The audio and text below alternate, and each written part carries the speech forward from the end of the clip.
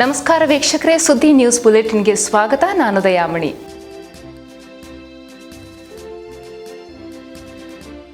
ಸುಳ್ಯ ತಾಲೂಕಿನಲ್ಲಿ ಆರೋಗ್ಯ ಇಲಾಖೆಯ ವರದಿಯ ಪ್ರಕಾರ ಇಂದು 61 ಕೊರೋನಾ ಪಾಸಿಟಿವ್ ಪ್ರಕರಣ ಪತ್ತೆಯಾಗಿದೆ. ಮುಪ್ಪೇರಿಯದಲ್ಲಿ 1, ಆಲೆಟಿಯಲ್ಲಿ 2, ಕಳೆಂಚದಲ್ಲಿ 2, ಗುತ್ತಿಗಾರ್ನಲ್ಲಿ 9, ಬಳಪದಲ್ಲಿ 2, ಎಡಮಂಗಲದಲ್ಲಿ 1, ಸುಳ್ಯದಲ್ಲಿ 5, ಬೆಳ್ಳಾರಿಯಲ್ಲಿ 4, ಪಂಬೆತ್ತಾಡಿಯಲ್ಲಿ 4, ಕೊಲ್ಲಮೊಗ್ರದಲ್ಲಿ 5, ಕಲ್ಮಡ್ಕದಲ್ಲಿ 2, ಏನೆಕಲ್ನಲ್ಲಿ 5, ಜಾಲ್ಸೂರ್ನಲ್ಲಿ 3, ಪೆರುವಾಜಿಯಲ್ಲಿ 2, ಮುರುಳ್ಯದಲ್ಲಿ 1, ಅಜ್ಜಾವರದಲ್ಲಿ 3, ಉಬರಡ್ಕ ಮಿತ್ತೂರ್ನಲ್ಲಿ 1, ದೇವಚಳದಲ್ಲಿ 2, ಮಂಡೆಕೋಲ್ನಲ್ಲಿ 1, ಅರಂತೋಡ್ನಲ್ಲಿ 3, ಅಮರಪಡ್ನೂರ್ನಲ್ಲಿ 1, ನಾಲ್ಕೂರಿನಲ್ಲಿ 1 ಪಾಸಿಟಿವ್ ಪ್ರಕರಣ ಪತ್ತೆಯಾಗಿದೆ.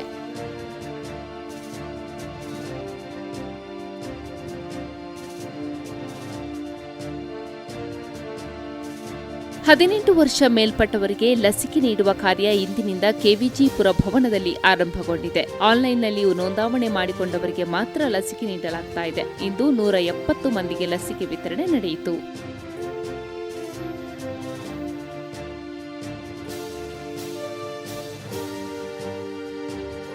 ಕೋವ್ಯಾಕ್ಸಿನ್ ಲಸಿಕೆ ಬಂದ ಮಾಹಿತಿ ತಿಳಿದ ಮೊದಲ ಡೋಸ್ ಪಡೆದವರು ಲಸಿಕಾ ಕೇಂದ್ರಕ್ಕೆ ಬಂದ ಹಾಗೂ ಲಸಿಕಾ ಕೇಂದ್ರ ರಶ್ ಆಗಿ ಜನ ನಿಯಂತ್ರಣಕ್ಕೆ ಸ್ವಯಂ ಸೇವಕರು ಸಾಹಸ ಪಡಬೇಕಾಯಿತು. ಆದರೂ ಹತೋಟಿಗೆ ಬಾರದಿದ್ದಾಗ ನಗರ ಪಂಚಾಯತ್ ಅಧ್ಯಕ್ಷ ವಿನಯ್ ಕಂದಡ್ಕರ್ ಅವರು ಸ್ಥಳಕ್ಕೆ ಬಂದು ಲಸಿಕೆ ಲಭ್ಯತೆಯ ಮಾಹಿತಿ ನೀಡಿದ ಮೇರೆಗೆ ಕೆಲವರು ಸ್ಥಳದಿಂದ ಹೋದ ಘಟನೆ ನಡೆಯಿತು. ಕೋವಿಡ್ ಲಸಿಕೆ ಆರಂಭದಲ್ಲಿ ಕೋವ್ಯಾಕ್ಸಿನ್ ನೀಡಲಾಗ್ತಾ ಇತ್ತು. ಬಳಿಕ ಕೋವಿಶೀಲ್ಡ್ ಬಂತು. ಕೋವ್ಯಾಕ್ಸಿನ್ ಮೊದಲ ಡೋಸ್ ಪಡೆದವರು 2ನೇ ಡೋಸ್ ಕೂಡ ಅದನ್ನೇ ಪಡೆಯಬೇಕಾಗುತ್ತದೆ. ಆದರೆ ಕೋವ್ಯಾಕ್ಸಿನ್ ಪಡೆದವರ 2ನೇ ಡೋಸ್ ಪಡೆಯುವ ಅವಧಿ ಮುಗಿದರೂ ಕೋವ್ಯಾಕ್ಸಿನ್ ಸುಳ್ಯಕ್ಕೆ ಬಂದಿರಲಿಲ್ಲ. ನಿನ್ನೆ ಕೋವ್ಯಾಕ್ಸಿನ್ ಲಸಿಕೆ 160 ಡೋಸ್ ಬಂತು. ಈ ಮಾಹಿತಿ ಪಡೆದ ಕೋವ್ಯಾಕ್ಸಿನ್ ಲಸಿಕೆ ಪಡೆದವರು ಇಂದು ಬೆಳಗ್ಗೆ ಬರಲಾರಂಭಿಸಿದರು. ಲಸಿಕಾ ಕೇಂದ್ರ ರಶ್ ಆಯಿತು. ಇದನ್ನ ನಿಯಂತ್ರಣ ಮಾಡಲು ಅಲ್ಲಿದ್ದ ಸ್ವಯಂ ಸೇವಕರಿಗೆ ಸಾಧ್ಯವಾಗಲಿಲ್ಲ. ಜನ ರಶ್ ಆಗಿರುವ ಮಾಹಿತಿ ತಿಳಿದು ಸ್ಥಳಕ್ಕೆ ಬಂದ ನಗರ ಪಂಚಾಯತ್ ಅಧ್ಯಕ್ಷ ವಿನಯ ಕಂದಡ್ಕರ್ ಅವರು ಕೋವ್ಯಾಕ್ಸಿನ್ ಲಭ್ಯತೆಯ ಮಾಹಿತಿ ನೀಡಿದರಲ್ಲದೆ ಎಲ್ಲರಿಗೂ ವ್ಯವಸ್ಥೆ ಆಗುವ ಬಗ್ಗೆ ತಿಳಿಸಿ ಇಂದು ಬರಲು ಹೇಳಿದವರು ಮಾತ್ರ ಲಸಿಕೆ ಪಡೆದುಕೊಳ್ಳುವಂತೆ ಕೇಳಿಕೊಂಡರು. ಬಳಿಕ ಕೆಲವರು ಸ್ಥಳದಿಂದ ತೆರಳಿದರು. ಇದೇ ಸಂದರ್ಭದಲ್ಲಿ 18 ವರ್ಷ ಮೇಲ್ಪಟ್ಟವರು ಸ್ಥಳದಿಂದ ಜಮಾವಣೆಗೊಂಡಿದ್ದರಿಂದ ಮತ್ತಷ್ಟು ರಶ್ ಕಂಡುಬಂತು.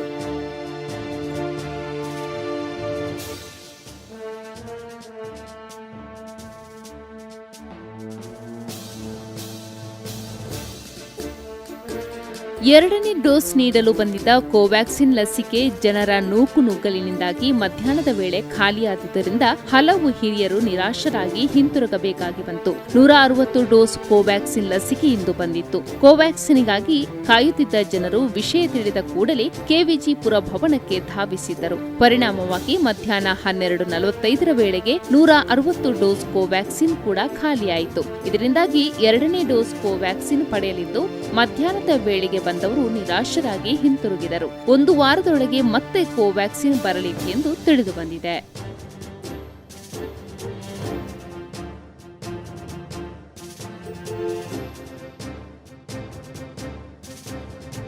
ದಕ್ಷಿಣ ಕನ್ನಡ ಜಿಲ್ಲೆಯ ಗ್ರಾಮಾಂತರ ಪ್ರದೇಶದಲ್ಲಿ ಅಗತ್ಯ ವಸ್ತುಗಳ ಅಂಗಡಿ ಮುಂಗಟ್ಟುಗಳನ್ನು ಬೆಳಗ್ಗೆ 6 ಗಂಟೆಯಿಂದಲೇ ತೆರೆದಿಟ್ಟು 10 ಗಂಟೆಯವರೆಗೆ ತೆರೆದಿಟ್ಟು ವ್ಯವಹಾರ ನಡೆಸಲು ಅವಕಾಶವಿದೆ ಎಂದು ದಕ್ಷಿಣ ಕನ್ನಡ ಜಿಲ್ಲಾ ಪಂಚಾಯತ್ ಮುಖ್ಯ ಕಾರ್ಯನಿರ್ವಹಣಾಧಿಕಾರಿ ಡಾ ಕುಮಾರ್ ಅವರು ಆದೇಶಿಸಿದ್ದಾರೆ. ಅಗತ್ಯ ವಸ್ತುಗಳ ಅಂಗಡಿಗಳನ್ನು ಬೆಳಗ್ಗೆ 6 ಗಂಟೆಯಿಂದ 9 ಗಂಟೆಯವರೆಗೆ ತೆರೆದಿಡಲು ಡಿಸಿ ಆದೇಶವಾಗಿದ್ದರೂ ಅಂಗಡಿಯವರು 8 ಗಂಟೆಗೆ ಅಂಗಡಿ ತೆರೆಯುವುದರಿಂದ ಜನರು 1 ಗಂಟೆಯಲ್ಲಿ ಅಗತ್ಯ ವಸ್ತುಗಳನ್ನು ಖರೀದಿಸಬೇಕಾಗಿರುವುದು ನೂಕುನುಗ್ಗಲು ಏರ್ಪಡುತ್ತದೆ. ಆದ್ದರಿಂದ ಬೆಳಗ್ಗೆ 10 ಗಂಟೆಯವರೆಗೆ ಅಂಗಡಿ ತೆರೆದಿಡುವಂತಾಗಬೇಕು ಎಂದು ಸಂಪಾಜಿಯ ಗ್ರಾಮ ಪಂಚಾಯತ್ ಕೊರೋನಾ ಟಾಸ್ಕ್ ಫೋರ್ಸ್ ಸಭೆಯಲ್ಲಿ ಸದಸ್ಯ ತಾಜ್ ಮಹಮ್ಮದ್ ಅವರು ಒತ್ತಾಯಿಸಿದರು. ಅದಕ್ಕಾಗಿ ನಾನು ಜಿಲ್ಲಾ ಪಂಚಾಯತ್ ಮುಖ್ಯ ಕಾರ್ಯನಿರ್ವಹಣಾಧಿಕಾರಿಯವರಿಗೆ ದೂರವಾಣಿ ಮೂಲಕ ಕರೆ ಮಾಡಿ ವಿಷಯ ವಿವರಿಸಿದೆ. ಅದಕ್ಕೆ ಸಿಇಒ ಅವರು ಗ್ರಾಮಾಂತರ ಪ್ರದೇಶದಲ್ಲಿ ಬೆಳಗ್ಗೆ 6 ಗಂಟೆಯಿಂದ 10 ಗಂಟೆಯವರೆಗೆ ಅಂಗಡಿ ತೆರೆದು ವ್ಯವಹಾರ ನಡೆಸಲು ಅವಕಾಶ ನೀಡಿ ಆದೇಶಿಸಿದ್ದಾರೆ ಎಂದು ಸಂಪಾಜಿ ಗ್ರಾಮ ಪಂಚಾಯತ್ ಅಧ್ಯಕ್ಷ ಜಿಕೆ ಹಮೀದ್ ತಿಳಿಸಿದ್ದಾರೆ.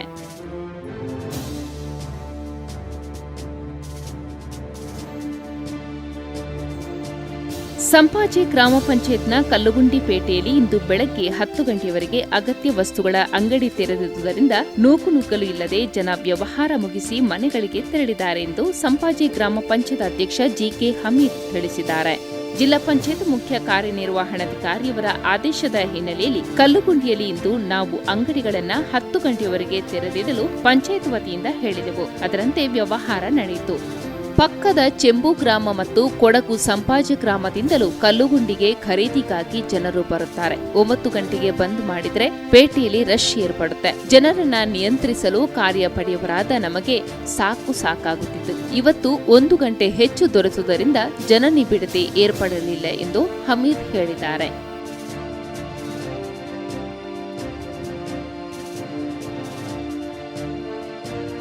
ಅಮರಪಡ್ನೂರು ಗ್ರಾಮದ ಅಜ್ಜನಗದ್ದೆಯ ವೃತ್ತಿಯೊಬ್ಬರಿಗೆ ಕೊರೋನಾ ಪಾಸಿಟಿವ್ ದೃಢಪಟ್ಟಿರುವುದಾಗಿ ತಿಳಿದುಬಂದಿದೆ. ಅವರಿಗೆ ಮೇ 10ರಂದು ಮನೆಯಲ್ಲಿರುವ ವೇಳೆಯಲ್ಲಿ ಅನಾರೋಗ್ಯ ಕಾಣಿಸಿಕೊಂಡಿದ್ದು ಸುಳ್ಯ ಸರ್ಕಾರಿ ಆಸ್ಪತ್ರೆಗೆ ದಾಖಲಿಸಲಾಯಿತು. ಅವರಿಗೆ ಉಸಿರಾಟದ ಸಮಸ್ಯೆ ಉದ್ಭವಿಸಿದ್ದರಿಂದ ಅವರನ್ನ ಕೊರೋನಾ ಪರೀಕ್ಷೆಗೆ ಒಳಪಡಿಸಿದಾಗ ಪಾಸಿಟಿವ್ ಪ್ರಕರಣ ದೃಢಪಟ್ಟಿದೆ. ಇದರ ಹಿನ್ನೆಲೆಯಲ್ಲಿ ಅವರಿದ್ದ ಅಜ್ಜನಗದ್ದೆಯ ಮನೆಯಲ್ಲಿರುವ ಎಲ್ಲರನ್ನ ಕೊರೋನಾ ಪರೀಕ್ಷೆಗೆ ಒಳಪಡಿಸಿರುವುದಾಗಿ ತಿಳಿದುಬಂದಿದೆ.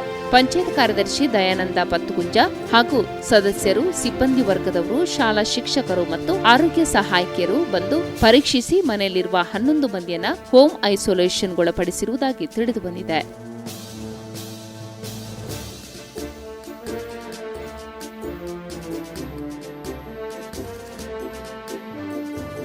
ನ್ಯೂಸ್ ಮುಂದುವರಿತೆ ಸಣ್ಣದೊಂದು ವಿರಾಮದ ನಂತರ.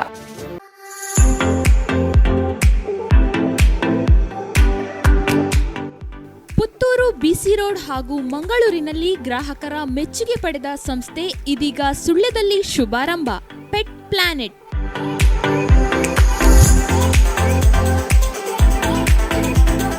ಇಲ್ಲಿ ಕೋಳಿ, ದನ, ಬೆಕ್ಕು, ಹಂದಿ ಇನ್ನಿತರ ಸಾಕು ಪ್ರಾಣಿ ಹಾಗೂ ಪಕ್ಷಿಗಳ ಔಷಧಿ ಮತ್ತು ಫುಡ್ ದೊರೆಯುತ್ತದೆ.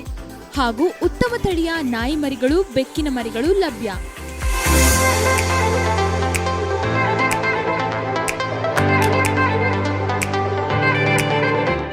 ಮನೆಯ ಸಾಕು ಪ್ರಾಣಿಗಳಿಗೆ ಅತ್ಯುತ್ತಮವಾದ ಆರೈಕೆ ನೀಡಿ.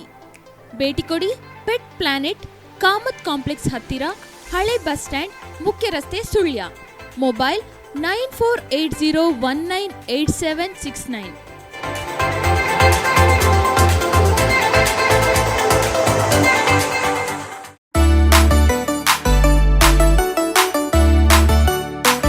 ಯಶಸ್ವಿ 1ನೇ ವರ್ಷದ ಸಾರ್ಥಕ ಸೇವೆಯಲ್ಲಿ ಸಮೃದ್ಧಿ ಸೂಪರ್ ಮಾರ್ಕೆಟ್. ಅರಂತೋಡು ತೊಡಿಕಾನ ಪ್ರಾಥಮಿಕ ಕೃಷಿ ಪತ್ತಿನ ಸಹಕಾರಿ ಸಂಘ ಪ್ರವರ್ತಿತ ದಿನಸಿ ಮತ್ತು ಗೃಹೋಪಯೋಗಿ ವಸ್ತುಗಳ ಸರ್ವ ಸುಸಜ್ಜಿತ ಮಳಿಗೆ.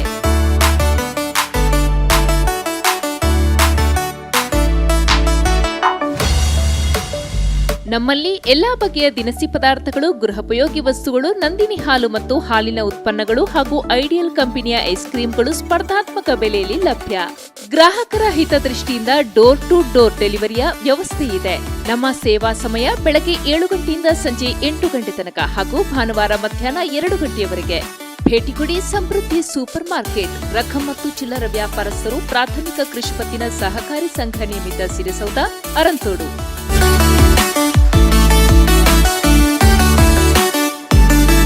Contact number 9483499858, 7026097300, 9740469017. ಕರ್ಫ್ಯೂ ಕರಾಳವಾಗದಿರಲು ನಾವೇನು ಮಾಡಬೇಕು? ಸುದ್ದಿ ಪ್ರಸಾರವಷ್ಟೇ ನಮ್ಮ ಕೆಲಸವಲ್ಲ. ಜನರೊಂದಿಗೆ ಸದಾ ಇರುತ್ತೆ ನಿಮ್ಮ ಸುದ್ದಿ. ಜನರ ಸೇವೆಗಾಗಿ ಸದಾ ಸನ್ನದ್ಧ ಸುದ್ದಿಯ ಸೈನ್ಯ. ಸುದ್ದಿ ಸಹಾಯವಾಣಿಗೆ ಕರೆ ಮಾಡಿ ಸಮಸ್ಯೆ ಹೇಳಿ. ಸಹಾಯವಾಣಿ ನಂಬರ್ ಸುಳ್ಯ 9481091949 ಮತ್ತು 6363322040. ಪುತ್ತೂರು 9620372389 ಮತ್ತು 7204977949. ಬೆಳ್ತಂಗಡಿ 9448454462 ಮತ್ತು 8050294052. ಬ್ರೇಕ್ನ ಬಳಿಕ ಮತ್ತೆ ನ್ಯೂಸ್ ಬುಲೆಟಿನ್ಗೆ ಸ್ವಾಗತ. ಸುಳ್ಯದ ಬೋರುಗುಡ್ಡಿಯ ವಿಕಲಚೇತನ ವ್ಯಕ್ತಿ RSCA ಅವರು ಇಂದು ದಿನಸಿಯನ್ನ ಹೊತ್ತು ನಡೆದುಕೊಂಡು ಹೋಗುತ್ತಿದ್ದುದನ್ನ ಗಮನಿಸಿದ ಸುಳ್ಯ ಪೊಲೀಸ್ ಠಾಣೆಯ ಕಾನ್ಸ್ಟೇಬಲ್ ಮನುಗೌಡ ಅವರು ತಮ್ಮ ಬೈಕ್ನಲ್ಲಿ ಅವರನ್ನ ಮನೆ ತನಕ ಬಿಟ್ಟು ಮಾನವೀಯ ಮೆರೆದಿದ್ದಾರೆ. ಇವರ ಕಾರ್ಯಕ್ಕೆ ಶ್ಲಾಘನೆ ವ್ಯಕ್ತವಾಗುತ್ತಿದೆ. RSCA ಅವರು ಸುಳ್ಯಪೇಟೆಗೆ ಬಂದು ದಿನಸಿ ಖರೀದಿಸಿ ಮನೆ ಕಡೆ ಹೋಗುತ್ತಿದ್ದಾಗ ಬೆಳಗ್ಗೆ 10 ಗಂಟೆಯಾಗಿತ್ತು. ಇದನ್ನ ನೋಡಿದ ಸುಳ್ಯ ಪೊಲೀಸ್ ಠಾಣೆಯ ಮನುಗೌಡ ಅವರು ಅವರನ್ನ ಮನೆ ತನಕ ಬಿಟ್ಟು ಬಂದಿದ್ದಾರೆ. ಅಂಗವಿಕಲನಾದ ನಾನು ನಡೆದುಕೊಂಡು ಹೋಗುತ್ತಿದ್ದುದನ್ನ ನೋಡಿದ ಪೊಲೀಸ್ ಮನುಗೌಡ ಅವರು ನನ್ನ ಕಷ್ಟ ನೋಡಿ ಅವರ ವಾಹನದಲ್ಲಿ ಮನೆ ತನಕ ಬಿಟ್ಟಿದ್ದಾರೆ. ಅವರ ಕಾರ್ಯ ಶ್ಲಾಘನೀಯ ಎಂದು RS ಸುದ್ದಿಗೆ ತಿಳಿಸಿದ್ದಾರೆ.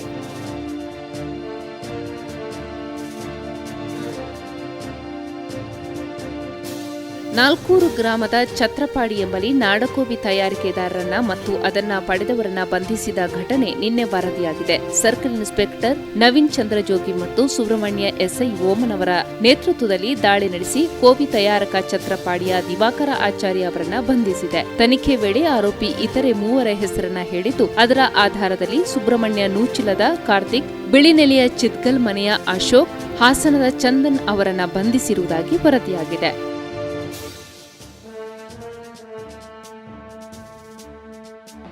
ಸುಳ್ಯ ತಾಲೂಕು ಸೇವಾ ಭಾರತಿ ತಂಡದ ಕಾರ್ಯಕರ್ತರು ಮಂಗಳೂರು ಖಾಸಗಿ ಆಸ್ಪತ್ರೆಯಲ್ಲಿ ಕೋವಿಡ್ನಿಂದ ಮೃತಪಟ್ಟ ಅಜ್ಜಾವರ ಗ್ರಾಮದ ಮೇನಾಲ ವಿದ್ಯಾಧರ ರಾವ್ ತುಡಿಯಡ್ಕರ್ ಅವರ ಅಂತ್ಯ ಸಂಸ್ಕಾರವನ್ನ ಕೊಡಿಯಾಲ ಬೈಲಿನ ರುದ್ರಭೂಮಿ ಮುಕ್ತಿಧಾಮದಲ್ಲಿ ಹಿಂದೂ ಸಂಪ್ರದಾಯದಂತೆ ಅವರ ಸಂಬಂಧಿಕರ ಸಮ್ಮುಖದಲ್ಲಿ ನಿನ್ನೆ ನೆರವೇರಿಸಿದರು.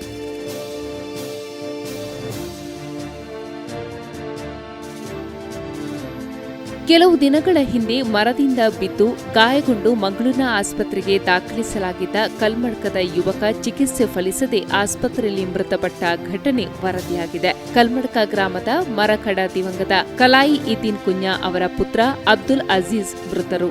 ಅವರು ಕೆಲ ದಿನಗಳ ಹಿಂದೆ ಆಕಸ್ಮಿಕವಾಗಿ ಮರದಿಂದ ಬಿದ್ದು ತೀವ್ರ ಜಖಂಗೊಂಡು ಮಂಗಳೂರಿನ ಆಸ್ಪತ್ರೆಯಲ್ಲಿ ತೀವ್ರ ನಿಗಾ ಘಟಕದಲ್ಲಿ ಚಿಕಿತ್ಸೆಯನ್ನ ಪಡಿತಾ ಇದ್ರು. ಚಿಕಿತ್ಸೆ ಫಲಕಾರಿಯಾಗದೆ ನಿನ್ನೆ ಸಂಜೆ ನಿಧನರಾದರು.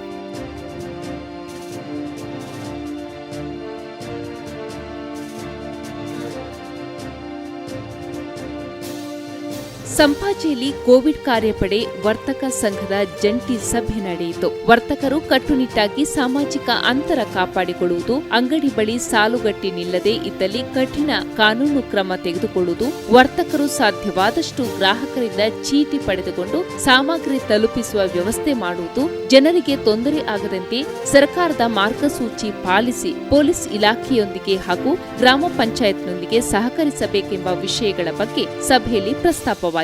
ಸಭೆಯಲ್ಲಿ ಗ್ರಾಮ ಪಂಚಾಯತ್ ಅಧ್ಯಕ್ಷರಾದ ಹಮೀದ್ ಜಿಕೆ, ಸೊಸೈಟಿ ಅಧ್ಯಕ್ಷರಾದ ಸೋಮಶೇಖರ್ ಕೊಯಿಂಗಾಜೆ, PDO ಸರಿತಾ ಡಿಸೋಜಾ, ಪೊಲೀಸ್ ಇಲಾಖೆಯ ರಾಜು, ಉಪಾಧ್ಯಕ್ಷೆ ಲಿಸ್ಸಿ ಮೊನಾಲಿಸಾ, ಪಂಚಾಯತ್ ಸದಸ್ಯ SK ಹನೀಫ್, ವರ್ತಕ ಸಂಘದ ಅಧ್ಯಕ್ಷ ಚಕ್ರಪಾಣಿ, ಕಾರ್ಯದರ್ಶಿ ರಜಾಕ್ ಹಾಗೂ ಎಲ್ಲಾ ದಿನಸಿ ಅಂಗಡಿ ಮಾಲಕರು ಉಪಸ್ಥಿತರಿದ್ದರು.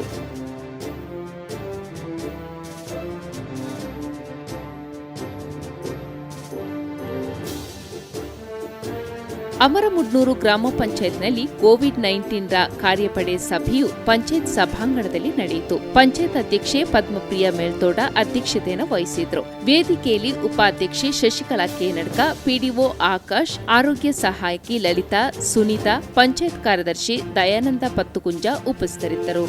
ಗ್ರಾಮ ಪಂಚಾಯತ್ ವ್ಯಾಪ್ತಿಯಲ್ಲಿ ಕೊರೋನಾ ನಿಯಂತ್ರಣ ಕ್ರಮಗಳನ್ನು ಪರಿಣಾಮಕಾರಿಯಾಗಿ ನಿರ್ವಹಿಸುವ ಕುರಿತು ವಿಮರ್ಶೆಯನ್ನು ನಡೆಸಲಾಯಿತು. ಗ್ರಾಮದ ವ್ಯಾಪ್ತಿಯಲ್ಲಿ ಹೆಚ್ಚು ಕೊರೋನಾ ಪಾಸಿಟಿವ್ ಪ್ರಕರಣ ಕಂಡುಬಂದ ಪ್ರದೇಶವನ್ನ ಕಂಟೈನ್ಮೆಂಟ್ ಝೋನ್, ಒಂದು ಮನೆಯಲ್ಲಿ 2 ಪಾಸಿಟಿವ್ ಪ್ರಕರಣ ಕಂಡುಬಂದಲ್ಲಿ ಮೈಕ್ರೋ ಕಂಟೈನ್ಮೆಂಟ್ ಝೋನ್ ಹಾಗೂ ಲಕ್ಷಣ ಇಲ್ಲದ ಮತ್ತು ಪ್ರೈಮರಿ ಕಾಂಟ್ಯಾಕ್ಟ್ಗಳಿದ್ದಲ್ಲಿ ಹೋಮ್ ಐಸೋಲೇಷನ್ಗೊಳಪಡಿಸಿ ಮನೆಯಲ್ಲಿರುವಂತೆ ಸೂಚಿಸಿ ಆಶಾ ಕಾರ್ಯಕರ್ತೆಯರ ಅಥವಾ ANM ರವರ ಮುಖಾಂತರ ಔಷಧಿ ಕಿಟ್ ವಿತರಿಸುವ ವ್ಯವಸ್ಥೆ ಮಾಡುವಂತೆ ಸೂಚಿಸಲಾಯಿತು. ಹೊರ ರಾಜ್ಯ ಅಥವಾ ಹೊರ ಜಿಲ್ಲೆಗಳಿಂದ ಬಂದವರನ್ನ ಗುರುತಿಸಿ ಪಟ್ಟಿ ಮಾಡಿ ಇಡಬೇಕು. ಅವರನ್ನ ಮನೆ ಬಿಟ್ಟು ತಿರುಗಾಟ ನಡೆಸದಂತೆ ಸೂಚಿಸಿ ಆರೋಗ್ಯದ ಸ್ಥಿತಿಗತಿಯ ಕುರಿತು ಪರಿಶೀಲಿಸಿ ವರದಿ ಸಲ್ಲಿಸಬೇಕು. 45 ವರ್ಷ ಮೇಲ್ಪಟ್ಟ ಎಲ್ಲರೂ ಕೋವಿಡ್-19 ಲಸಿಕೆ ಪಡೆಯುವಂತೆ ಕ್ರಮ ವಹಿಸಬೇಕೆಂದು ಸೂಚಿಸಲಾಯಿತು.